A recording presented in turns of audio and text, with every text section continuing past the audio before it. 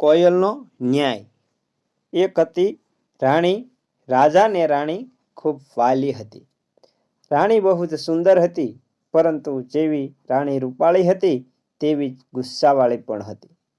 રાણી સ્નાન કરીને તેના ભીના વાળ રાજમહેલની અગાશીમાં સૂકવી રહી હતી. સોનાની શીશીમાં ચંદનનું તેલ અને ચાંદીની કાંસકી લઈને દાસીઓ ઊભી હતી. એટલામાં પક્ષીઓનું એક ટોળું ઉડતું ઉડતું રાજમહેલની અગાશી ઉપર થઈને પસાર થયું. અચાનક એક પક્ષી રાણીના સોનેરી વાળમાં ચરકી ગયું. આ જોતા જ રાણીનું સ્વરૂપ બદલાઈ ગયું. તેના ગુસ્સાનો કોઈ પાર ન રહ્યો. તે એ પણ ન જોઈ શકી કે તે પક્ષી કયું હતું. તે મનમાં વિચારવા લાગી, આ પક્ષીઓએ મારું અપમાન કર્યું છે. તેમની એટલી હિંમત કે ચરકીને ઉડી જાય. હું આ રાજ્યની રાણી છું. ગુસ્સામાં સળગતી તે પોતાના ભવનમાં ચાલી ગઈ. દાસીઓ તેના વાળમાંથી ગદવાડ સાફ કરવા માંડી, પણ આ રાણીએ ના પાડતા કહ્યું, જ્યાં સુધી રાજા પક્ષીઓને સજા નહીં કરે ત્યાં સુધી આ ચરક વાળમાં આમ જ રહેશે. અને પછી તેણે વાળ છોડી નાખ્યા અને જળનો ત્યાગ કર્યો. રાજાને જ્યારે આ વાતની ખબર પડી તો તે રેશમી રૂમાલ લઈને રાણીના કોપ ભવનમાં ગયા. કહ્યું, કોઈ પક્ષીએ અજાણતા આ કર્યું છે. તેને શી ખબર હતી કે તું નીચે બેઠી છે? લાવ, હું તે સાફ કરી દઉં છું. પરંતુ રાણીએ ના પાડતા કહ્યું, આખર પક્ષી પણ આપણી જ પ્રજા છે. આપ તેના રાજા છો ને હું તેમની રાણી. પક્ષીઓની આટલી હિંમત કે તે માથા પર ચરકી જાય. આવી બેઇજ્જતી કરતા તો મરી જવું સારું છે. આટલું કહી તે મોઢું ફેરવી બેસી ગઈ. રાણીની જીદ આગળ રાજા હારી ગયો. તેણે જંગલમાં જાહેર કરાવી દીધું, કાલે બધા પક્ષીઓ રાજમહેલની આગળના મેદાનમાં એકઠા થાય. એલાન સાંભળી પક્ષીઓમાં ખળભળાટ મચી ગયો.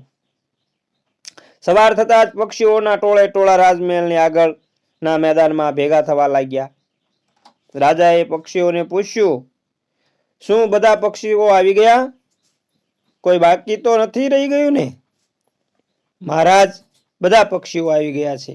ફક્ત એક ઘરડી કોયલ નથી આવી. તેને કોઈ જરૂરી કામ આવી ગયું છે. મોરે ઉત્તર આપ્યો. શું મારી આજ્ઞા કરતા પણ વધારે જરૂરી કામ હતું તેને? રાજાએ પૂછ્યું. તે ક્યાંક ન્યાય કરવા માટે ગઈ છે મહારાજ, મોરે જણાવ્યું. બાજ પક્ષીએ હાથ જોડીને નમ્રતાપૂર્વક કહ્યું, રાજાજી, અમારો શો અપરાધ છે. કડક અવાજમાં રાજાએ કહ્યું, રાણીના વાળ પર ચરક કોણે કરી છે? તેને મોતની સજા મળશે. બધા પક્ષી ચૂપ. રાજાએ ફરીથી કહ્યું, જો તમારામાંથી કોઈ પોતાનો ગુનો કબૂલ નહીં કરે તો હું તમામને મોતને ઘાટ ઉતારી દઈશ. કોઈને માફ કરીશ નહીં. ત્યારે ભોળું કબૂતર આગળ આવ્યું અને ગુટરગુ કરતું બોલ્યું, માલિક, કોયલ અમારા સૌની મુખી છે. આપ સજા કરતા પહેલા તેને પ્રથમ પૂછી લો તો સારું. રાજાએ પછી કોયલને બોલાવવા માટે તેના દૂતોને મોકલ્યા. આ વખતે કોયલ કૂકુ કરતી આવી ગઈ. તે આવીને બધા પક્ષીઓની વચમાં બેસી ગઈ. રાજા કરલાટી ભર્યા અવાજમાં બોલ્યો, કેમ રે કોયલ બચ્ચી, એવું કયું જરૂરી કામ હતું તારે? મહારાજ, 7 સમુદ્રની પેલે પાર ન્યાય કરવા માટે મને બોલાવવામાં આવી હતી. કોઈ આદરપૂર્વક બોલાવે તો જવું પડે છે. મોડા આવવા બદલ માફી માંગુ છું, કોયલે કહ્યું.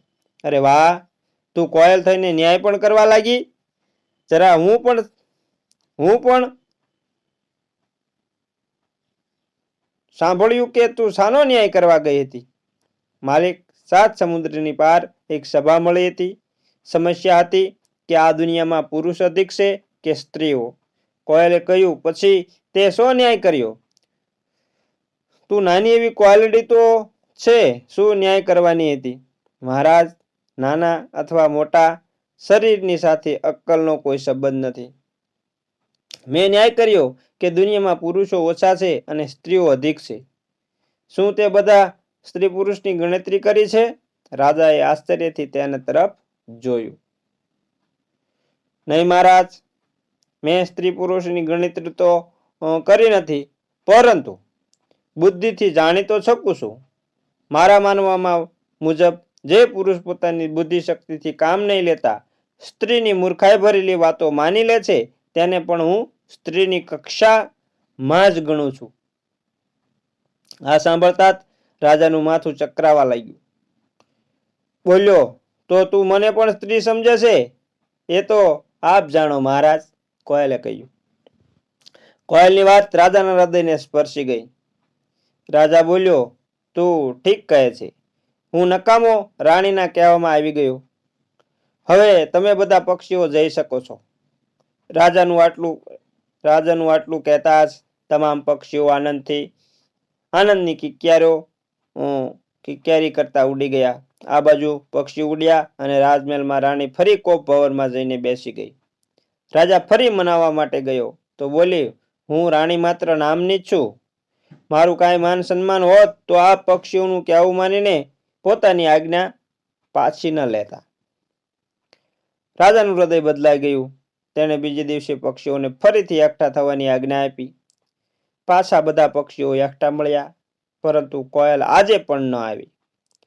તો રાજાએ પક્ષીઓને પૂછ્યું, આજે કેમ નથી આવી તમારી કોયલ મુખી? તો આજે પણ 7 સમુદ્ર પર ન્યાય કરવા માટે ગઈ છે. 7 સમુદ્ર પાર ન્યાય કરવા માટે ગઈ છે, આવી જશે મહારાજ, પોપટે કહ્યું. થોડી વાર પછી કોયલ આવી ગઈ. હાથ જોડીને માફી માંગતા બોલી, માફી ચાહું છું, મારે આજે પણ ફરી ન્યાય કરવા જવું પડ્યું. આજે કઈ સમસ્યા હતી? રાજાએ ઉત્સુકતાવશ પૂછ્યું. બહુ ગંભીર સમસ્યા હતી મહારાજ. પ્રશ્ન હતો કે આ દુનિયામાં લોકો અધિક જન્મ લે છે કે મરે છે? અધિક જન્મ લે છે કે મરે છે અધિક? આ વાત પર અઠવાડિયાથી ચર્ચા ચાલી રહી હતી. કોયલે કહ્યું. આ વખતે રાણી પણ ત્યાં હાજર હતી. હાથ નચાવતા રાણી બોલી, આ તો કોઈ પણ કહી શકે છે કે આ દુનિયામાં જન્મનું પ્રમાણ અધિક છે. જો મરતા અધિક હોત તો દુનિયામાંથી માણસો ક્યારનાય સમાપ્ત થઈ ગયા હોત. થઈ જાત. રાણીજી, મેં ન્યાય કર્યો કે લોકો મરે છે અધિક. અસલમાં જે વચન આપીને પોતાની વાત ના પાળી શકે, વિના કારણે જ પોતાનો નિર્ણય બદલી નાખે એવા પ્રાણી મરણ પામ્યા સમાન જ છે, કોયલે કહ્યું રાજાને સંબોધીને. રાજાએ સાંભળ્યું તો તે પણ વિચારમાં પડી ગયો. તેને લાગ્યું, આ કોયલ ખરું જ કહે છે. હું રાજા છું, મારે સમજી વિચારીને નિર્ણય કરવો જોઈએ. વારંવાર નિર્ણય બદલવો એ બરાબર નથી. તેણે રાણીને કહ્યું, તું જે ચાહે તે કર, હું આ પક્ષીઓને દંડ નહીં કરી શકું. રાજાની વાત સાંભળી રાણીનું મોઢું ઉતરી ગયું. રાજાએ પક્ષીઓને કહ્યું, મેં નિર્દોષ પક્ષીઓને સજા કરવાની ઈચ્છા કરી. હવે મારી આંખો ઉઘડી ગઈ છે. જાઓ, ઉડી જાઓ બધા. પક્ષીઓ ફરી પાંખો ફફડાવીને ઉડી ગયા. આ બાજુ પક્ષીઓ ઉડ્યા ત્યાં રાજમહેલમાં રાણી ફરીને રિસાઈ ને કોપ ભવનમાં જઈને બેસી ગઈ. કોપ ભવનમાં ચાલી ગઈ. આ વખતે રાણીની મોઢે ચઢાવેલી એક દાસીએ એક યોજના બનાવી. યોજના પ્રમાણે દાસી રાજાની પાસે ગઈ. બોલી, મહારાજ, રાણીજી ગર્ભવતી છે. હજી સુધી આપને કોઈ સંતાન નથી. રાણીજીએ ક્રોધમાં આવી અન્નજળનો ત્યાગ કર્યો છે. આવું કરવું બાળક માટે પ્રાણઘાતક બની શકે છે. રાણી તથા બાળકના પ્રાણની રક્ષા કરો. રાજા ડરી ગયો અને કોપ ભવનમાં પહોંચ્યો. પાછો રાણીને મનાવવા માટે કોપ ભવનમાં પહોંચ્યો.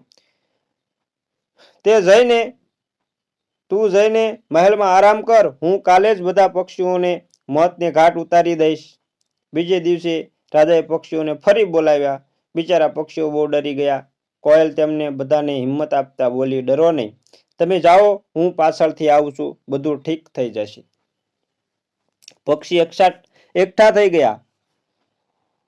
કોયલ પાછી મોડી આવી.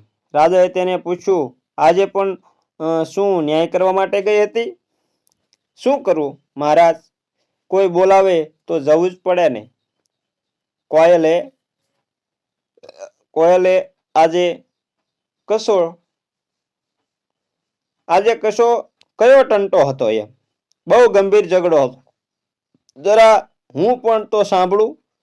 પ્રશ્ન હતો મહારાજ, જે દુનિયામાં મૂર્ખ વધુ છે કે બુદ્ધિમાન, આના પર ચર્ચા થતી હતી. તે શો નિર્ણય આપ્યો? રાજાએ પૂછ્યું. બહુ સરળ વાત છે. દુનિયા મૂર્ખતાઓથી ભરેલી પડી છે. બુદ્ધિશાળીઓની સંખ્યા વધારે કેવી રીતે હોઈ શકે? કોયલ બોલી. તું ખોટું કહી રહી છે કોયલ. મારા દરબારમાં જેટલા માણસો છે તે બધા એકથી એક ચડિયાતા બુદ્ધિમાન છે. એક પણ મૂર્ખ નથી. આ જ પરિસ્થિતિ દુનિયામાં છે. 100 માંથી 1-2 મૂર્ખ હોય છે, રાજાએ જણાવ્યું. અવિનય માટે ક્ષમા કરજો મહારાજ. આપની વાત સાથે હું સંમત નથી. જે માણસ પોતાની સબુદ્ધિથી કામ ન લેતા બીજાની કુબુદ્ધિથી કામ કરે છે તે માણસ મૂર્ખ નથી તો બીજું શું છે? આમ એક રાણીના માન માટે આટલા પક્ષીઓને પ્રાણદંડ આપી રહ્યા છો. આ બધા દરબારીઓ આપની હામાં હા મિલાવી રહ્યા છે, તેમ છતાં પણ તેની વાત માની ગયા તો આપ જ કહો આ બુદ્ધિમાનીનું કામ છે? કોયલે કહ્યું. રાજા ચૂપ થઈ ગયા. કોયલ બોલી અને રાણીની ગર્ભવતી હોવાની વાત પણ ઉપજાવી કાઢેલી છે. રાજાએ તપાસ કરાવી. જૂઠનો ભાંડો ફૂટી ગયો. રાજાની ગરદન શરમથી ઝૂકી ગઈ. હવે રાજા ગંભીર થઈને બોલ્યો, કોયલ, તે મારી આંખ ઉઘાડી નાખી છે. આજથી તું આઝાદ છે. હવેથી કોઈ પણ પક્ષી કદી કોઈ રાજાને આધીન નહીં રહે. બધા સ્વતંત્ર છે. જ્યાં ઈચ્છો ત્યાં ઉડી શકો છો. બધા પક્ષીઓ રાજાનો જય જયકાર કરતા ઉડી ગયા. તો મિત્રો, આમ કોયલે બહુ સારો ન્યાય કર્યો. અને આમ અમારી વાર્તા પૂરી થાય છે તો લાઈક, શેર અને સબસ્ક્રાઈબ જરૂર કરજો.